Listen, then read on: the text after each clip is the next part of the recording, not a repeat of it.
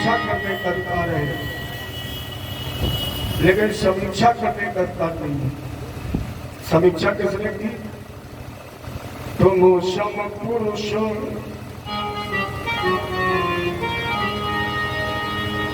तुम सम पुरुष, नमो समुनारी, और यह संयोग विधि रचा विचारी। शोभड़का ने समीक्षा की तो नाम कट गई। तो हमें आपको केवल इच्छा और प्रतीक्षा करने का अधिकार है, ना तो हमें आपको परीक्षा करने का अधिकार है और ना ही भगवान की समीक्षा करने का अधिकार है। ये दो काम हम आप कर सकते हैं। अच्छा, रामायण को बड़े क्रमबद्ध रूप में गोस्वामी जी ने लिखा है। सबसे पहले क्या लिखा? श्लोक। अच्छा, हमारे विचार से जो व्यक्ति एक श्लोक लिख सकता है, अगर वो चाहता तो पूरी रामायण श्लोक में लिख देता, लेकिन गोस्वामी जी ने श्लोक, इसके बाद चौपाई, दोहा, छंद और सूठा, बहुत सुंदर भाव दिया विद्वानों ने। लोगों ने पूछा श्लोक क्यों लिखा? बाबा ने कहा श्लोक का मतलब है ये लोग, श्लोक। और श्लोक को इससे मैं जाना कहाँ है? परलोक। और अगर परलोक जाना चाहते हो तो हमने तुम्हारे सामने चौपाई रखी है। चौपाई माने जिसके चार पैर हो, और चार पैर किसके होते? कामधेनु गाय के। बाबा ने कहा श्लोक से अगर परलोक जाना चाहते हो तो हमने तुम्हारे सामने कामधेनु रूपी गाय मानस के रूप में रख दी है। और गाय का करना क्या चाहिए? दोहा। गोस्वामी जी ने कहा दूधो इसे। अगर दूध दूलो फिर क्या करना चाहिए? पी लेना चाहिए। दोने के बाद क्या करना? छन्न माने छानो, और छानने के बाद भी पियो नहीं। क्या करो? शोधा माने शोधित करो, हल्का हल्का गर्म करो, और गर्म करने के बाद इस लोक में पी लो तो अपने आप राम लोक पहुंच जाओगे। इसलिए चौपाई, श्लोक, दोहा, छंद में बाबा ने राम कथा का लेखन किया। लोग कहते रावण के 10 सर थे।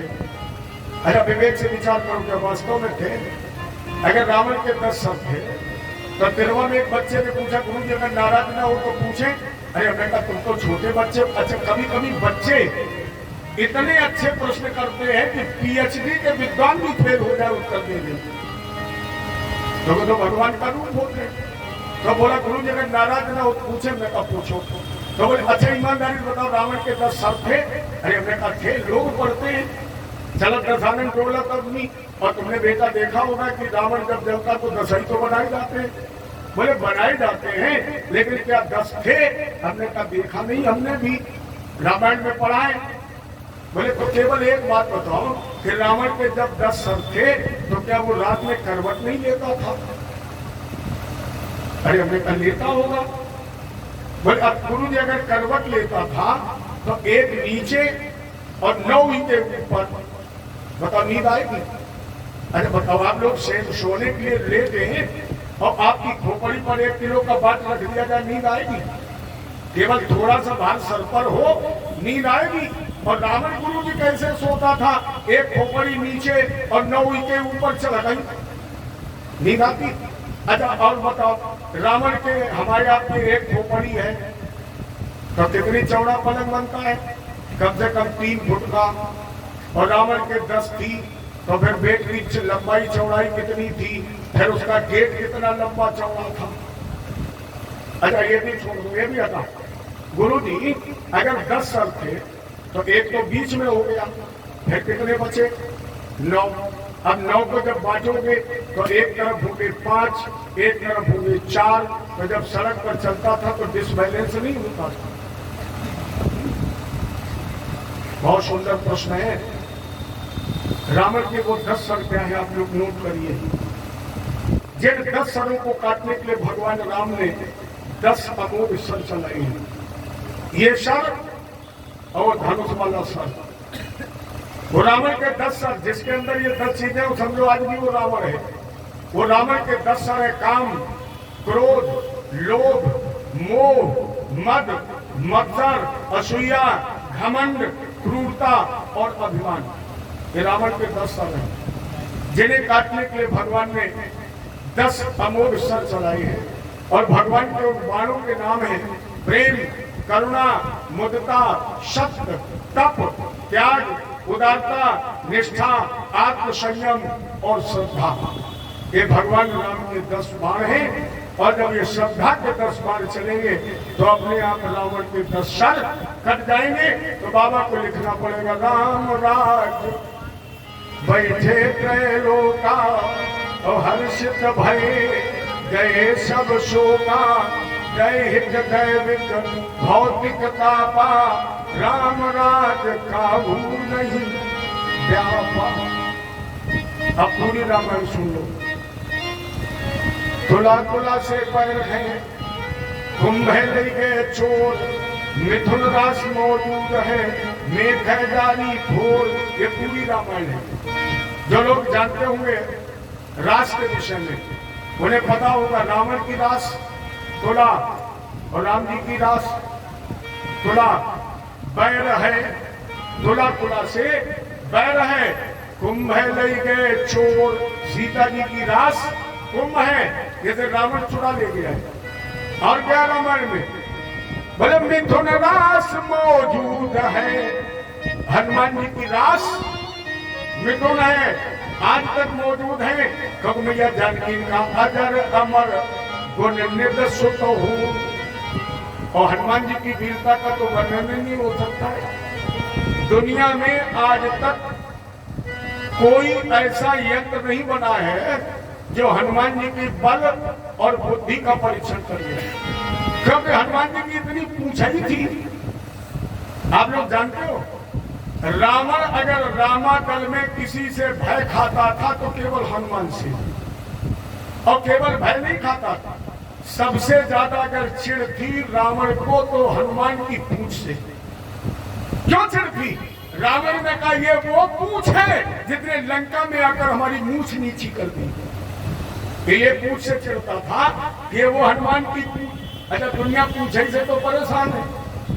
लोग कहते हनुमान जी की, अरे पूंछ छोड़ो, तुम्हारी भी तो पूंछ है।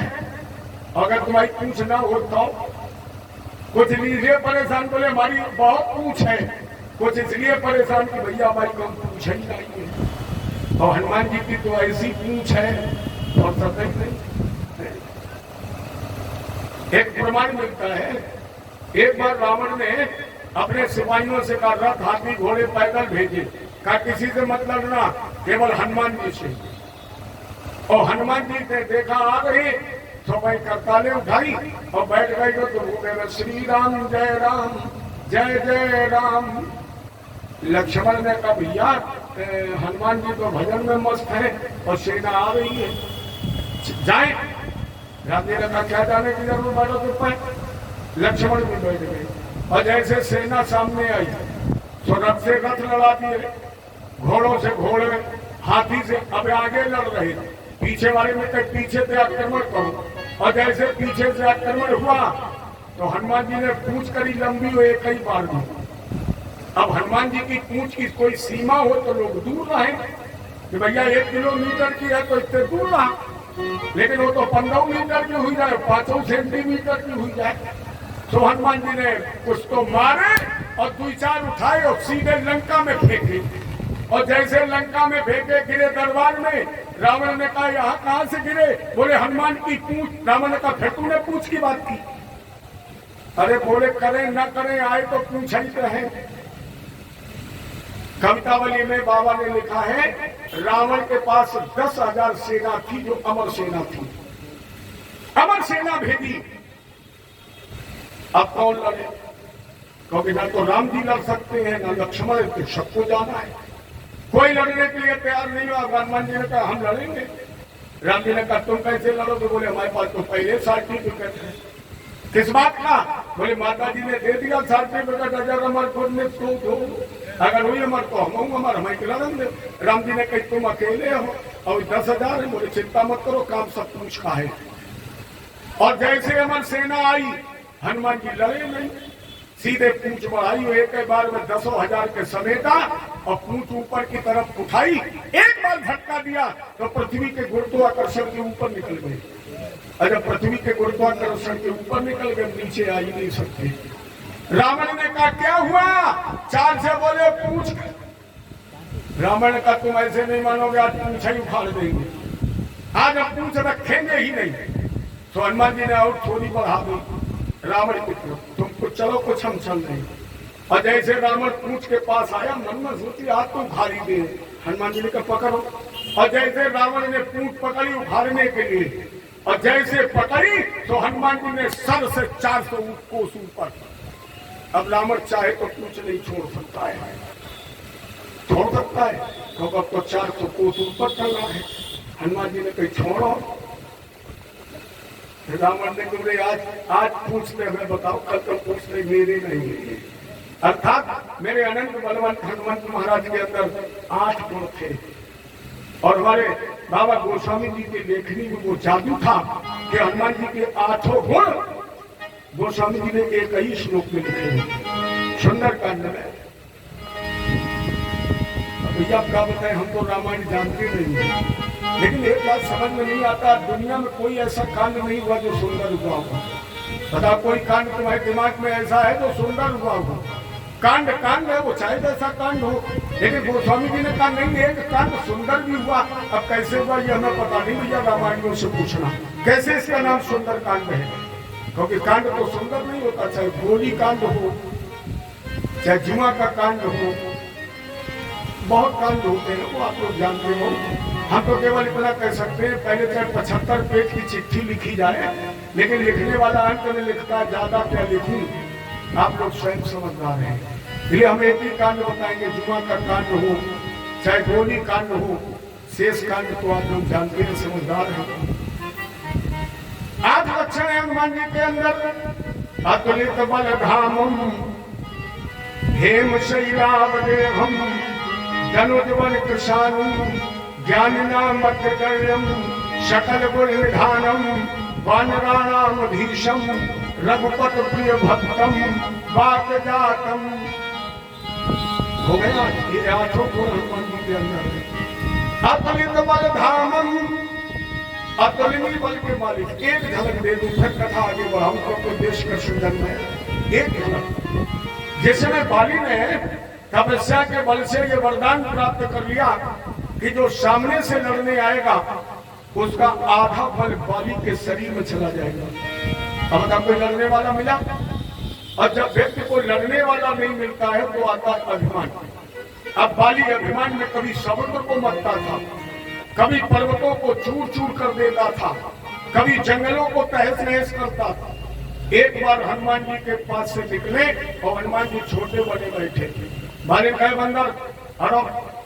हनुमान जी ने कहा क्यों बल का दुरुपयोग कर रहे हो, क्यों प्रकृति का क्षरण कर रहे हो, क्यों प्रकृति को नष्ट कर रहे हो, प्रकृति का दोहन करोगे विनाश हो जाएगा। इसलिए बाली बल का दुरुपयोग मत करो, बल का प्रयोग जन कल्याण के लिए करो, भगवान का भजन करो, राम का नाम लो। बाली का कौन राम?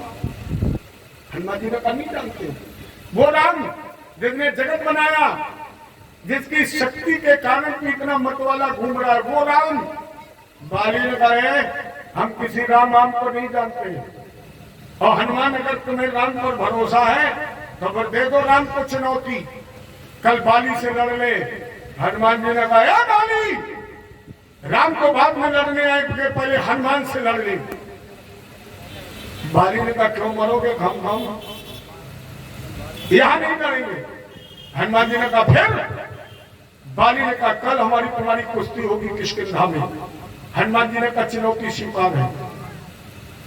डुबकी पिटवा दी बाली ने कि आज मेरे साथ अखाड़े में लड़ने वाला एक बानर आएगा। पूरी दुनिया की जनता इकट्ठी हो गई, किसकी मौत आई है जो बाली से लड़ेगा, मरेगा जानबूझ के।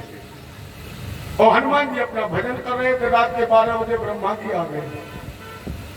हनुमान का लड़ा हाथ बोले, हाँ बोले कल लड़ने मत जाना, हाथ जोड़ करके हमारा निवेदन है, लड़ने मत जाना।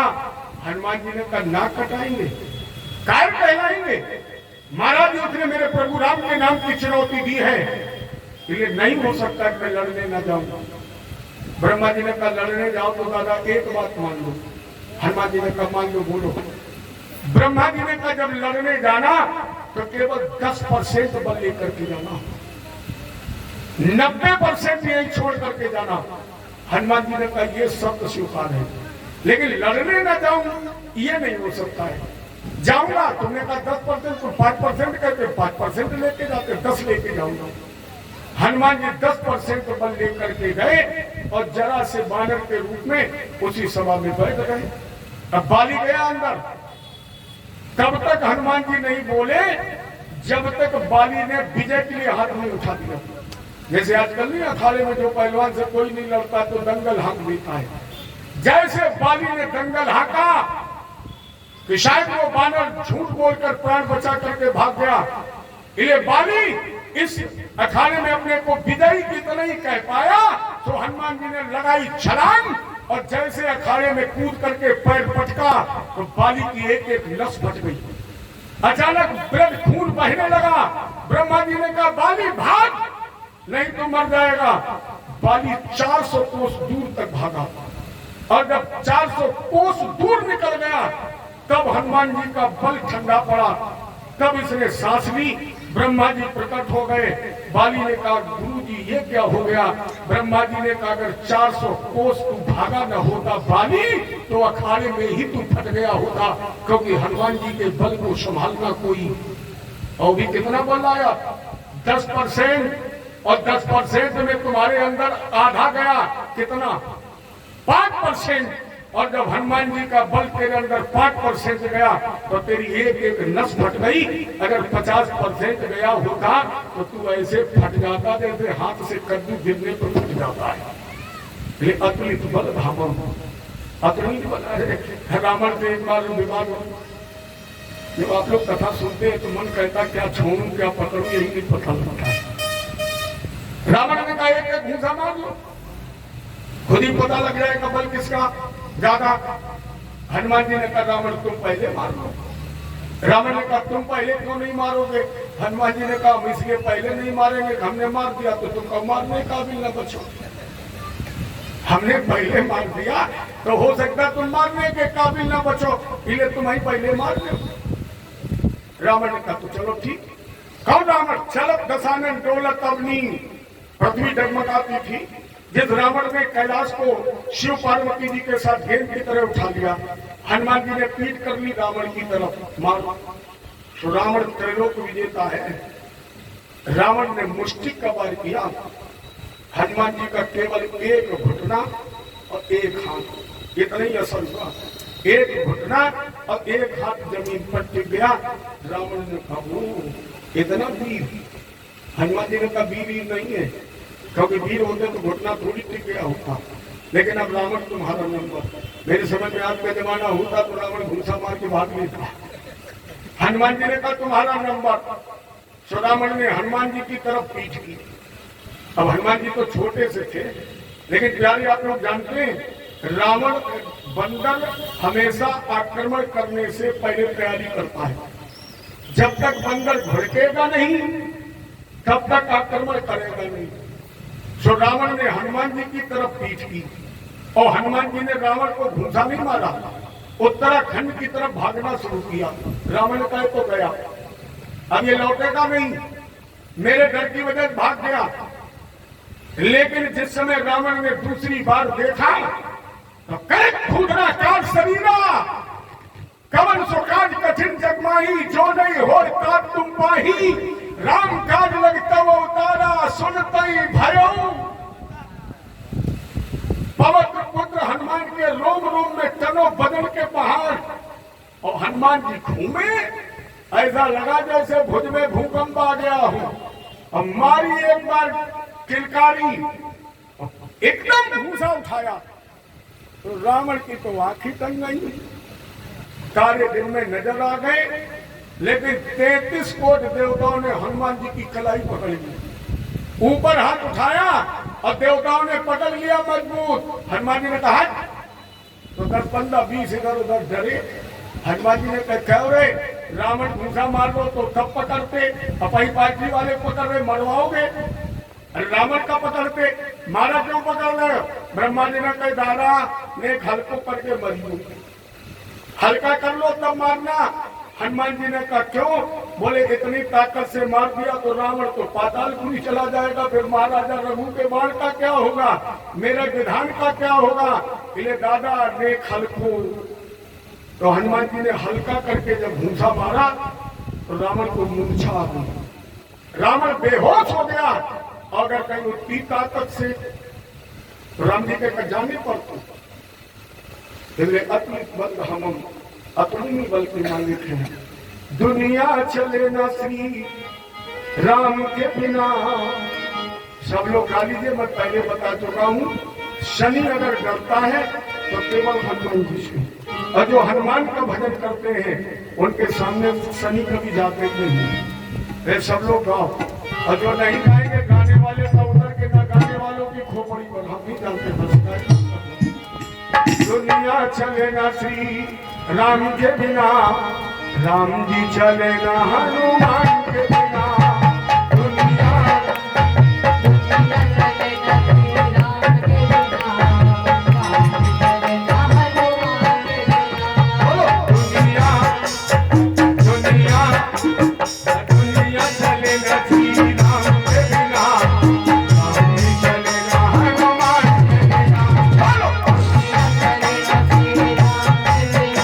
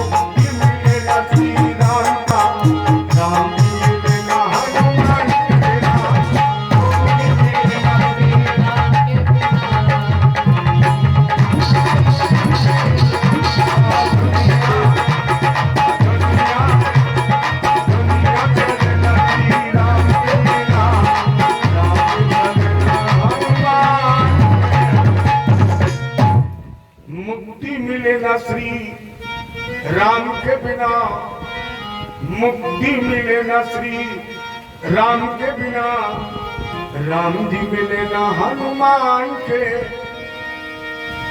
अनंत बलवंत हनुमंत महाराज आज तक हमारे आपके बीच में मौजूद हैं। इसके बाद बाबा ने लिखा मेघ है डारी खोर, लंका की रास मेघ है, जिसे उलट पलट करके हनुमान जी ने जला दिया है।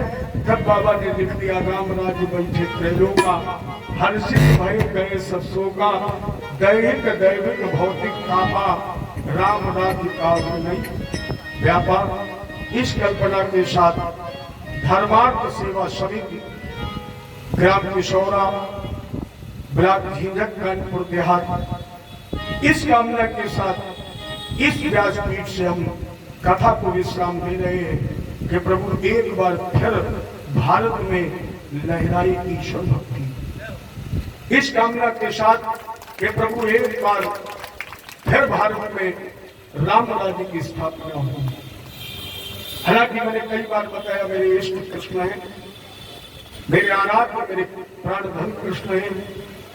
हमारे सामने जो व्यासपीठ पर भागवत जी रखी है ये भी कृष्ण की वाङ्मयी प्रतिमूर्ति है, लेकिन मैं चाह करके भी ये नहीं कह सकता कि भारत में कृष्ण राज्य हो।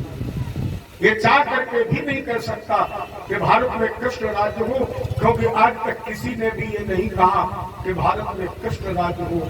जिसने भी कल्पना की, जिसने भी कहा, यही कहा कि प्रभु एक बार फिर भारत में राम राज्य हो। महात्मा गांधी ने देश स्वतंत्र कराया या जिन लोगों ने भी बलिदान किया, उनका एक ही नारा था कि हम फिर भारत में राम राज्य लाएंगे।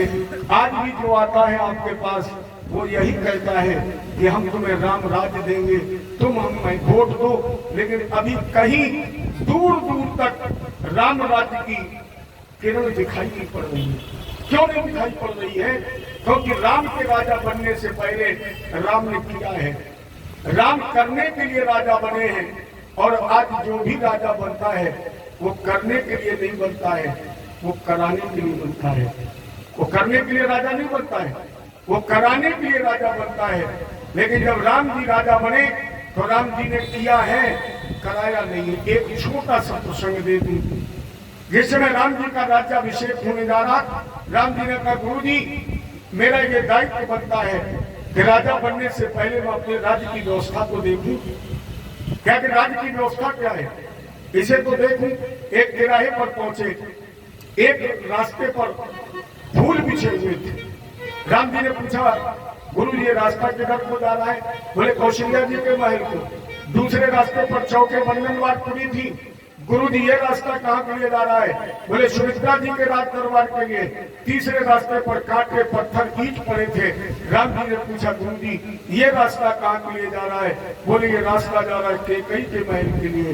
राम जी ने कहा शायद गुरु जी मेरे अयोध्या की प्रजा मैया के कौशल्या और सुमित्रा के रास्ते को झाड़ते झाड़ते इतनी थक गई कि वो कैकई के महल के रास्ते को साफ नहीं कर पाई। इसलिए मेरा दायित्व बनता है कि हम राजा बाद में बने, इसके पहले साधारण प्रजा के रूप में मैया कैकई के महल के रास्ते को साफ करें। तो राम जी राजा बने। तब जब मैया कैकई के महल के कांटे उठाने लगे और जब राम जी ने एक कांटा उठाया, ईमानदारी से बताइए क्या फिर राम जी को कांटा उठाना पड़ा होगा?